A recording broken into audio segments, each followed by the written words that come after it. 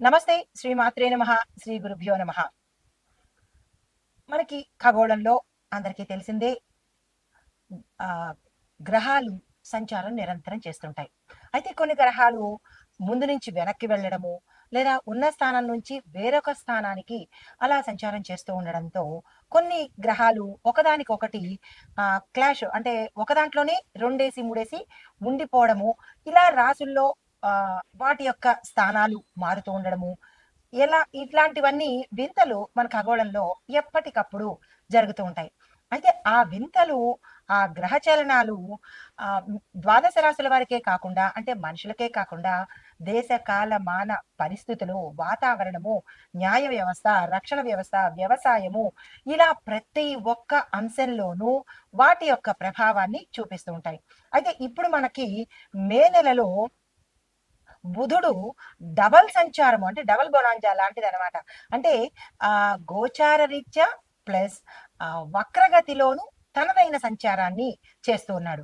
అయితే ఈ సంచారము మే 10వ తారీఖు అంటే ఇంక రాబోయే కాలంలో ముందుగా మేషరాశి నుంచి తన సంచారాన్ని మొదలుపెడుతూ మే 10ని అంటే మే 10కి ముందు నుంచి మేషంలోకి వస్తూ మే 10వ తారీఖు కల్లా ఏం చేస్తున్నాడు, మళ్ళా వెనక్కి వెళ్ళి తిరోగమనంలో మేషరాశిలోంచి రిట్రోగ్రేట్ అవుతున్నాడనమాట. అయితే ఈ రిట్రోగ్రేట్ అవ్వడం వల్ల 31వ తారీఖున ఇలా వెనక్కెళ్ళి ముందుకొచ్చి మళ్ళా వెనక్కెళ్ళి ముందుకొచ్చేటప్పటికి మనకి మే 31 అంటే ఈ నెల ఎండింగ్ వరకు వచ్చేసేటప్పటికి దాంతో పాటు మే 31 నుంచి మళ్ళీ ఎక్కడికి వెళ్తున్నాడు, జూన్ నెలలో వృషభ రాశిలోకి, అంటే ఈ మే నెలంతా ముందుకి వెనక్కి ముందుకి వెనక్కి తిరుగుతూ జూన్ మొదటి దగ్గరికి వచ్చేటప్పటికి వృషభ రాశిలోకి ప్రస్థానం చేస్తున్నాడు. అయితే ఈ ముందుకి వెనక్కి ముందుకి వెనక్కి తిరగడంలో తనదైన శైలిలో ఎలాంటి ఫలితాలు ఇస్తున్నాడు అంటే ఏ ఏ ప్రభావితం అవుతున్నాయి. మన భారత పంచాంగం ప్రకారము బుధుడు వాణిజ్యం మీద ఎక్కువగా చూపిస్తున్నాడు. దీంతో పాటు కమ్యూనికేషను, చదువు, ట్రాన్స్పోర్టు, ఐటీ, మీడియా, డేటా, న్యాయ వ్యవస్థ, వ్యాపార లావాదేవీల మీద తనదైన బలమైన ప్రభావాన్ని చూపిస్తున్నాడు. అంటే ఈ రంగాలు చాలా ఎఫెక్ట్ అవ్వబోతున్నాయి. వెదర్ ఇట్ ఈస్ గుడ్, మంచిగాను, లేదా అంటే చెడుగాను ప్రభావాన్ని చూపించబోతున్నాడు. అయితే కొన్నిటి మీద మంచి ప్రభావాలు, మరికొన్నిటి మీద మిశ్రమ ప్రభావాలు చూపిస్తున్నాడు. అయితే దీన్ని మనము ఏ విభాగాల వారీగా నేను మీకు అందించబోతున్నాను. ఏ ఏ విభాగానికి ఎలాంటి ప్రభావాన్ని చూపిస్తున్నాడు, దానికి మనమేం చేసుకోవాలి అనే అంశాలలో ముందుగా ఎకానమీ అనగా నెంబర్ 1 మొదటిది ఆర్థిక రంగం మీద ఎలాంటి ప్రభావం చూపిస్తున్నాడంటే స్టాక్ మార్కెట్లు వాయిలటీ అవుతుంది, అంటే ఊగిసలాడతాం, డోలాయమానంగా ఉంటూ ఉంటాయి. అంటే సరిగా ఉంటుందా ఉండదా అనిశ్చిత స్థితిలోకి ఈ స్టాక్ మార్కెట్లు వెళ్ళిపోతాయి. తర్వాత బులియన్ మార్కెట్లో వెండి బంగారంలో తేడాలు చాలా స్పష్టంగా కనిపిస్తాయి. తర్వాత కమ్యూనికేషను, ఐటీ రంగము, టెలికాం కంపెనీల్లో షేర్ల యొక్క విలువలు మారుతూ ఉంటాయి. గతంలో ఎక్కువగా ఉంటే ఇప్పుడు తగ్గడము, లేదంటే గతంలో తక్కువగా ఉంటే ఇప్పుడు పెరగడము, ఇలాంటి ఫ్లక్చుయేషన్స్, హెచ్చు తగ్గులు జరిగే అవకాశము మనకి ఈ అంశాల్లో కనబడుతోంది.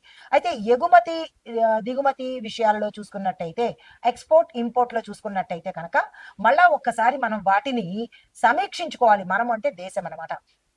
దేశ వ్యవస్థ ఒకసారి సమీక్ష చేసుకోవాలి, ఎలా ఉండబోతోంది అనేది ఆర్థిక రంగ నిపుణులు వాటిని చెక్ చేసుకోవాలి. తర్వాత బడ్జెట్ లేదా పన్నుల విషయాలలో, ఎన్నికల విషయాలలో మధ్యంతరంలో మార్పులు సంభవించే అవకాశం కూడా ఇక్కడ కనబడుతోంది. అయితే మనం ఏ రకంగా జాగ్రత్తలు తీసుకోవాలి వీటి మీద అంటే కనుక, వ్యాపారులు అంటే ఏ వ్యాపారం చేసిన వాళ్ళైనా అయోమయావస్థలో పడిపోతారు. నష్టం వస్తుందా, లాభం వస్తుందా, వాళ్ళకి ఏమిటి తెలియని పరిస్థితిలోకి వెళ్ళిపోతాడు. తర్వాత ఏదైనా లావాదేవీలు చేయాలి అంటే కనుక దానిలో పూర్తిగా లేట్లు అయిపోతాయి, అంటే జాప్యం ఎక్కువైపోతుంది. ఇవాళ అనుకున్న పని మరో వారం రోజులు కావడము, ఇలాగా ప్రతి అంశంలోనూ లేటు అనేది కనబడుతూ ఉంటుందన్నమాట. తర్వాత పెద్ద పెద్ద పెట్టుబడులు మనం కనుక తీసుకున్నట్టయితే అంటే క్రోర్స్ ఆఫ్ రూపీస్ లో కనుక పెట్టుబడులు పెట్టాలి అంటే కనుక మే మధ్య వరకు అనగా మే 15వ తారీఖు వరకు మీరు పోస్ట్ పోన్ చేసుకునే ప్రయత్నం చేయండి. ఈ ఆర్థికానికి సంబంధించిన లేదంటే వ్యాపారస్తులు కానీ పెట్టుబడుల జోలికి అంత త్వరగా వెళ్ళకండి. 15వ తారీఖు వరకు టైం తీసుకోండి, వాయిదా వేసుకోమని చెప్పదగిన ప్రత్యేకమైన సూచన. అయితే మీరు ప్రత్యేకంగా వ్యాపారులు ఏం పరిహారం తీసుకోవాలి అంటే కనుక బుధగ్రహానికి సాధ్యమైనంత దానాలు కానీ, శాంతి పూజలు కానీ, హోమాలు కానీ, జపాలు కానీ చేయించుకున్నట్టయితే కొంత ప్రభావము తగ్గుముఖం పట్టే అవకాశం ఉంది. తర్వాత దానంగా ప్రతి వ్యాపారి, అన్ని రాసుల్లో ఉన్న వ్యాపారస్తులు, ఇది ఓవరాల్ గా చెప్పేది, రాశి వైజ్ గా చెప్పేది కాదు కాబట్టి ఈ ప్రతి రాశిలో ఉన్న వ్యాపారస్తుడు ఆ దానాలు ఇచ్చుకోవడం ప్రయత్నం చేయండి. అయితే ఇవ్వడం మాకు ఇష్టం ఉండదు, మేము ఎంతసేపు పుచ్చుకోవడమే అని అనుకుంటే కనుక బుధుడు ఇచ్చేది కూడా మీరు పుచ్చుకోక తప్పదు. కాబట్టి ఆ దానాలు ఇచ్చేవి అనేవి తప్పనిసరిగా చేసుకోండి మీ యథాశక్తి. అయితే తరువాత న్యాయ వ్యవస్థని చూసినట్టయితే అంటే జ్యుడిషియరీ లీగల్ రిఫార్మ్స్ కనుక చూస్తే వాదనలు తీర్పుల యొక్క ప్రకటనలు చాలా ఆలస్యం అవుతాయి. అంటే ఎక్కువగా టైం తీసుకునేటట్టుగా, పోస్ట్ పోన్ అయ్యేటట్టుగాను, ఎక్కువ వాయిదాలు పడేటట్టుగాను, తీర్పు కూడా లేట్ అయ్యేటట్టుగా ప్రభావం గోచరిస్తోంది. అయితే కొన్ని కేసుల మీద మళ్ళా తిరిగి తిరిగి దాన్ని ఓపెన్ చేయడము, మళ్ళా పునర్విమర్శ చేసుకోవడము, మళ్ళా దాన్ని తిరిగి ఆలోచన చేసుకోవడము, ఇలాంటివి జరిగే అవకాశాలు కనబడుతున్నాయి. అయితే ఎక్కువగా బహుళ అభిప్రాయాలు అంటే ఎక్కువ మంది అభిప్రాయాలు ఉండడం వల్ల తీర్పులో స్పష్టత, క్లారిటీ మిస్ అవుతాము. అంటే ప్రతి ఒక్కళ్ళు చెప్పేవాళ్ళే ఇలా చేస్తే బాగుంటుంది, అలా చేస్తే బాగుంటుంది. అయితే ఈ న్యాయ వ్యవస్థ దగ్గరికి వచ్చేటప్పటికి కొన్ని కొన్ని కేసులు మళ్ళా తిరిగి పునర్విచారణ చేయవలసిన పరిస్థితి ఏర్పడుతుంది. దీంతో పాటుగా బహుళ అభిప్రాయాలు అంటే ఒక్కొక్కళ్ళు ఒక్కొక్క అభిప్రాయం చెప్పడము, ఒక్కొక్క తీర్పు ఇవ్వడం వల్ల ఏమవుతుందంటే తీర్పుల్లో క్లారిటీ మిస్ అవుతోంది. దానివల్ల స్పష్టమైన తీర్పులు ప్రజలకి అందుబాటులో లేనట్టుగా కనబడుతుంది. దీనికి పరిహారం ఏం చేయాలి అంటే కనుక ప్రభుత్వం తరపు నుంచి కోర్టు సంబంధిత కేసులకు తగిన పర్యవేక్షణ పెట్టడం కానీ, లేదంటే దానికి సంబంధించిన నియామకాలు ఏర్పాటు చేసి ఒక క్లారిటీకి వచ్చేటట్టుగాను, ప్రజల్లో కన్ఫ్యూజన్ లేకుండా చేసేటట్టు చేసుకోవాలి. తర్వాత వాతావరణ పరిస్థితులు చూసుకున్నట్టయితే వెదర్ అండ్ న్యాచురల్ ఫోర్సెస్ కనుక చూస్తే దీని యొక్క ఫలితాలు ఎలా ఉంటున్నాయంటే క్లైమేట్ చేంజెస్, డిబేట్ అంటే ఏం లేదు, క్లైమేట్ ఒక్కొక్కసారి హార్ష్ గాను, ఒక్కొక్కసారి స్లో గాను, ఒక్కొక్కసారి విపరీతమైన ఎండలు, ఒక్కొక్కసారి విపరీతమైన గాలులు, ఇలాగా ఏది మనకి కాన్స్టెంట్ గా తెలియని పరిస్థితి, ఏ క్షణాన ఎలాంటి వాతావరణం ఉంటుందో అనేటటువంటిది తెలియని పరిస్థితి. అయితే మే నెలాఖరుకు మాత్రము ఊహించినటువంటి వర్షాలు, సునామీలు, ఈదురుగాలులు, విపరీతమైన ఫోర్సుతో కూడినటువంటి ఈదురుగాలులు వచ్చే అవకాశము మే నెలాఖరులోకి వచ్చే అవకాశం ఉంది. అయితే దీనికి తగ్గ మన జాగ్రత్తలు ఏం తీసుకోవాలి అంటే కనుక ట్రాన్స్పోర్ట్ డిపార్ట్మెంట్ వాళ్ళు ఎప్పటికప్పుడు వాళ్ళ ఎలక్ట్రిక్ పోల్స్ ని కానీ, వాళ్ళ తాలూకా ఎక్స్చేంజ్లు కానీ జాగ్రత్తగా పర్యవేక్షించుకోవాలి. కమ్యూనికేషన్ వ్యవస్థలో ఉండే వాళ్ళు కొన్ని అంటే జాగ్రత్తలు తీసుకొని అంటే అంతరాయం కలగనటువంటి జాగ్రత్తలు తప్పనిసరిగా ఈ సమయంలో ముందుగా తెలుస్తోంది కాబట్టి జాగ్రత్తలు తీసుకోండి. తర్వాత రక్షణ విభాగము, డిఫెన్స్ అండ్ ఇంటర్నల్ సెక్యూరిటీ, ఈ విభాగంలో బుధుడి యొక్క ఫలితాలు ఎలా ఉంటున్నాయంటే ఇంటెలిజెన్స్ మరియు కమ్యూనికేషన్ వ్యవస్థల్లో మనకి విపరీతమైన మార్పు చేర్పులు జరిగే అవకాశం ప్రస్ఫుటంగా కనబడుతోంది. అయితే సైబర్ బహిరంగ ప్రయోగాలు, డిజిటల్ దాడులు కూడా జరిగే అవకాశాలు కూడా కనబడుతోంది.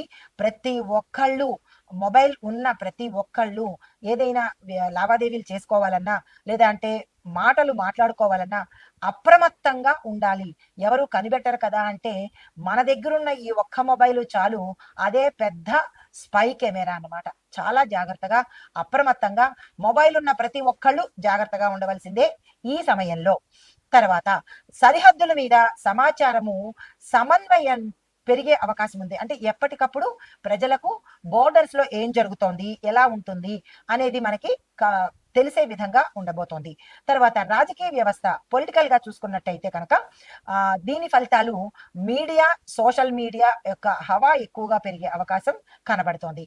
రాజకీయ నేతల మధ్య మాటల యుద్ధాలు, పోరులు, తర్వాత అంతర్లీనంగా యుద్ధాలు జరగడము, కొట్లాటలు, తగాదాలు, ఇలా వాళ్ళ మధ్య వాళ్ళకి సయోధ్యత లేని దిశగా అలాంటివి ఇక్కడ ఈ సమయంలో గోచరిస్తోంది. అయితే మరి ఒకటి, ఎన్నికల ప్రచారాల్లో అపోహలు, వాగ్దానాల్లో అస్పష్టత.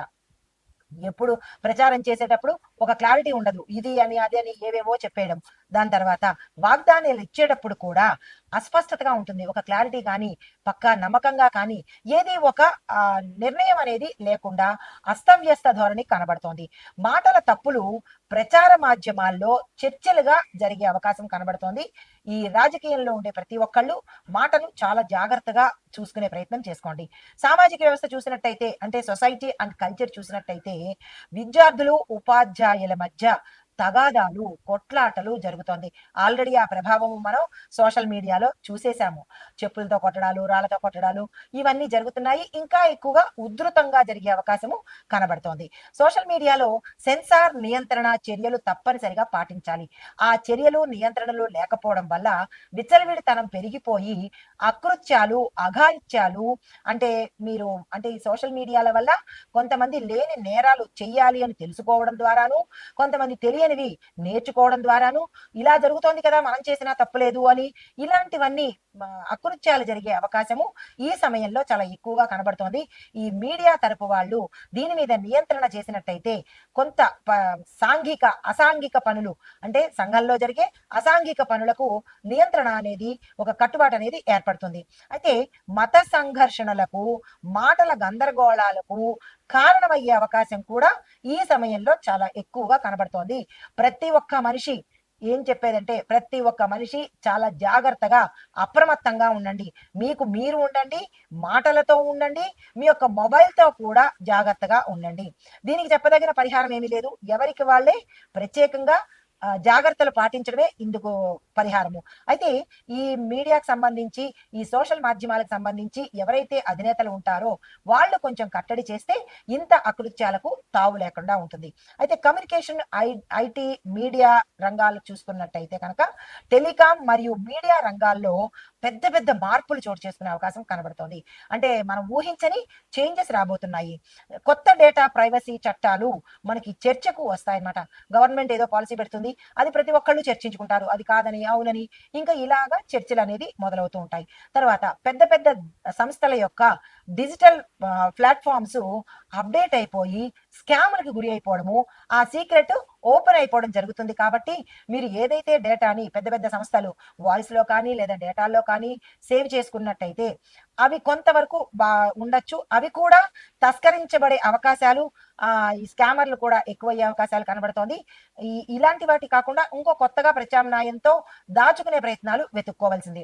అయితే మొత్తంగా చూసినట్టయితే ఈ ఈ ఆయా రంగాలలో బుధుడు యొక్క పరిణామాలు చాలా తీవ్రంగా కనబడుతున్నాయి.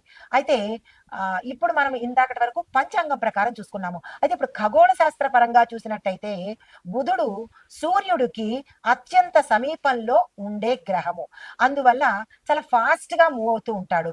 ఈ సమయంలో భూమి నుండి చూసినప్పుడు బుధుడు ముందుకు పోకుండా వెనక్కి మళ్ళేలాగా కనిపిస్తూ ఉంటాడు.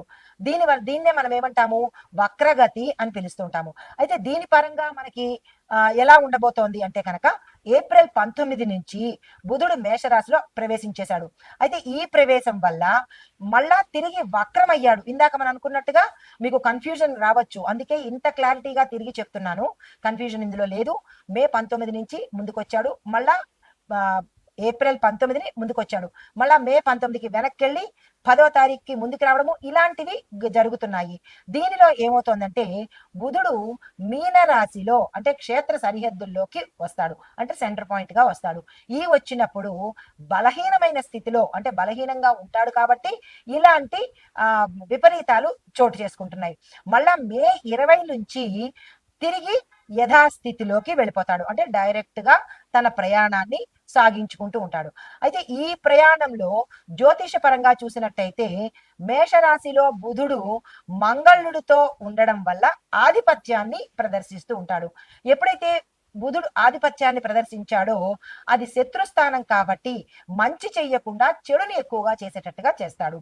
తర్వాత ఈ చెడు మనకి ఎక్కడ కనబడుతుంది అంటే కనుక మన బుద్ధిలోను, వాక్కులోను, లావాదేవీల్లోనూ, సమాచార వ్యవహారాల్లోనూ గందరగోళ స్థితి ఏర్పడుతుంది. అయితే తప్పుడు సమాచారము ఎక్కువగా ప్రజల్లోకి వెళ్ళిపోతూ ఉంటుంది. దీని ఆధారంగా మనం తీసుకునే నిర్ణయాలు ప్రమాదకరమైనవి అవుతాయి. కాబట్టి ఈ సమయంలో నేను ఇంత విపులీకరంగా చెప్తున్నాను కాబట్టి ఒకటికి 2 సార్లు విని జాగ్రత్తలు తీసుకునే ప్రయత్నం తప్పనిసరిగా చేసుకోండి.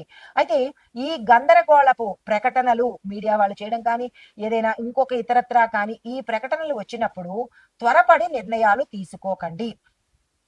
తరువాత మాటలు తొందరగా బయటకి వెళ్ళే ప్రయత్నం చేసుకోకండి. మీ యొక్క ఎక్కువగా జాగ్రత్తలు తీసుకునే ప్రయత్నం చేసుకోండి. అయితే విశేషమైన జ్యోతిష్య ఫలితాలు ఇప్పుడు చెప్తాను.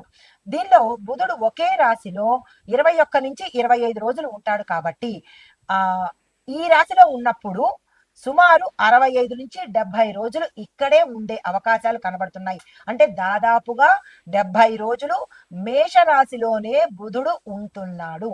ఈ బుధ ప్రభావము ఎలా ఉంటోంది అనేది ఇప్పుడు మనము మేషాది ద్వాదశ రాశుల వారికి ఎలా ఉండబోతోంది. ఇప్పటి వరకు మనము దేశకాలమాన పరిస్థితులు, ఏ సమయంలో బుధుడు ఉంటాడు, ఏ సమయంలో వెనక్కి వెళతాడు అనేది జ్యోతిష పరంగాను, పంచాంగ పరంగాను, ఖగోళ పరంగాను మీకు సవివరంగా అందజేశాను. తదుపరి రాశి మిథున రాశి. ఈ రాశిలో ఉండే విద్యార్థులకు విజ్ఞానాభివృద్ధికి, అంటే మీరు ఏ పని చేసినా గ్రోత్ అనేది కనబడుతోంది. విద్యని ఎక్కువగా ఆర్జించడం కానీ, దానిలో స్కిల్స్ డెవలప్ చేసుకోవడం కానీ, మీరు ఏ ప్రయత్నాలు చేసినా బుధుడు యొక్క అనుగ్రహము విద్యార్థులకు పుష్కలంగా కనబడుతోంది. దాన్ని ఉపయోగించుకునే ప్రయత్నం చేసుకోండి. ఉద్యోగస్తులకు చూసుకున్నట్టయితే బుధుడు మీ రాశికి అనుకూలంగా ఉండడం వల్ల కమ్యూనికేషన్ ఆధారిత ఉద్యోగాల్లో మీకు ఉద్యోగాలు రావడం కానీ, ప్యాకేజీ పెరగడం కానీ, గ్రోత్ కానీ ఇలాంటివి కనిపిస్తున్నాయి. వ్యాపారస్తులకు చూసుకున్నట్టయితే marketing, manage communication, message communication oriented బిజినెస్లు మాత్రమే శుభ ఫలితాలను, లాభదాయకంగాను ఉండబోతున్నాయి. వ్యవసాయదారులకు చూసుకున్నట్టయితే చిన్న తరహా వ్యవసాయ యంత్రాలు కొనుగోలు చేస్తే కనుక ఇక్కడ మీకు లాభం వచ్చే అవకాశం కనబడుతోంది. నీటి ఆధారిత ప్రత్యామ్నాయాలు కూడా మీరు తీసుకున్నట్టయితే నష్టాలు రాని పరిస్థితి గోచరిస్తోంది. ఆరోగ్యపరంగా చూసుకున్నట్టయితే ఎటువంటి అనారోగ్య సూచనలు ఈ రాశిలో ఉండే వారికి బుధుడు యొక్క ఫలితంలో లేవు కాబట్టి ఆరోగ్యపరంగా చాలా గా ఉంది. కుటుంబ పరంగా చూసుకున్నట్టయితే కూడా చక్కని ఫలితాలు కనబడుతున్నాయి. కుటుంబం అన్యోన్యంగా ఉంటుంది. కుటుంబంలో శుభకార్యాలు జరుగుతాయి. ఆకస్మిక భూమి, వస్తు, వాహన యోగాలు కూడా గోచరిస్తున్నాయి. భూమిని కూడా కొనుక్కునే ప్రయత్నాలు చేసిన వాళ్ళకి సక్సెస్ కలిగే అవకాశం కనబడుతోంది. ఆ దిశగా ప్రయత్నాలు మొదలు పెట్టండి. అయితే ఐటీ రంగంగా చూసినట్టయితే కనుక కొత్తగా అప్లాన్ ప్రాజెక్ట్స్ వచ్చే అవకాశం ఉంది. దాన్ని మీరు అందుకుని ప్రాజెక్ట్స్ ని చేసే ప్రయత్నం చేసినట్టయితే కనుక మీకు విశేషమైన అవకాశాలతో పాటు ప్యాకేజీ పెరగడము, మరి కొంతమంది విదేశాలు వెళ్ళి అక్కడ స్థిరపడే అవకాశం కనిపిస్తోంది. బుధుడు అలాంటి ప్రయోజనాలను కూడా ఇవ్వబోతున్నాడు. ఈ ఐటీ రంగంలో ఉన్న వాళ్ళు ఈ అవకాశాన్ని వదులుకోకండి. అయితే హస్తకళలు చూసుకున్నట్టయితే మీరు మల్టీ టాలెంటెడ్ గా మీ యొక్క ప్రతిభను వెలుగులోకి తీసుకొస్తేనే తప్ప సక్సెస్ కాని పరిస్థితి గోచరిస్తోంది. ఆ ప్రయత్నాలు చేసుకోండి. కాంట్రాక్ట్ దారులకు మీకు ఫాస్ట్ గా లావాదేవీలు ఆర్థిక పరంగా కావచ్చు, ఒప్పందాల పరంగా కావచ్చు, మీకు ఈ సమయంలో ఈ రాశిలో ఉండే వారికి కాంట్రాక్ట్లు సక్సెస్ గా ఉంటాయి. టెండర్ వేసిన లాభాలు వస్తాయి. ఒప్పందాలు కూడా సక్సెస్ సాధిస్తారు. తద్వారా ఉత్తరోత్తర మీకు లాభాలు వచ్చే అవకాశం ఉంది కాబట్టి ఆ ప్రయత్నాలు తప్పనిసరిగా చేసుకోండి. రాజకీయ పరంగా చూసినట్టయితే కనుక మీ యొక్క మాటల చతురతతో, మాటల వాక్చాతుర్యంతో, మీ యొక్క మాటల్లో నిజాయితీతో ప్రజలను ఈ రాశిలో ఉండే రాజకీయ నాయకులు ఆకట్టుకోగలుగుతారు. దాన్ని మీరు అలాగే నిలుపుకోండి. ఇంకా ఎక్కువగా అభివృద్ధి చేసుకునే ప్రయత్నం తప్పనిసరిగా చేసుకోండి. అయితే సినిమా, క్రీడలు చూసినట్టయితే కనుక వ్యాఖ్యాతల్లో గుణాత్మకమైన అభివృద్ధి కనబడుతుంది. అంటే ఎవరైతే వాయిస్ మెసేజ్ ఇవ్వడాలు, లేదా యాంకరింగ్ చేయడాలు, లేదా అంటే బ్యాక్ ఓవర్ లో వాయిస్ ఓవర్స్ ఇవ్వడాలు, ఇలా వాయిస్ కి వాక్ కి సంబంధించినటువంటి వారు ఆ రంగాల్లో ఉన్న వారికి విశేషమైన ప్రతిభ, ప్యాకేజు, అభివృద్ధి గోచరిస్తోంది. అయితే మీకు చెప్పదగిన మంత్రము ఓం నమో భగవతే బుద్ధ దేవాయ నమః. ఈ మంత్రాన్ని ప్రతిరోజు 27 సార్లు మాత్రమే జపించుకోండి. అయితే మీకు చెప్పదగిన పరిహారము గోధుమలను దానంగా ఇవ్వండి. గోమయంతో ఇంటి ముందు ముగ్గులు వేసుకునే ప్రయత్నం చేయండి. అయితే అది పల్లెటూరులోనే సాధ్యం కానీ పట్టణాల్లోనూ అపార్ట్మెంట్లోనూ కుదరదు కాబట్టి మీరు మీకు చెప్పదగిన పరిహారం ఏంటంటే గ్రీన్ కలర్ వస్తువులను దానంగా ఇవ్వండి. వస్త్రాలను కూడా దానంగా ఇచ్చుకునే ప్రయత్నం చేయండి. ఇది ఈ రాశిలో ఉండే వారికి చెప్పదగిన గోచార రీత్యా ఫలితాలు, పరిహారాలు, సూచనలు. నమస్తే.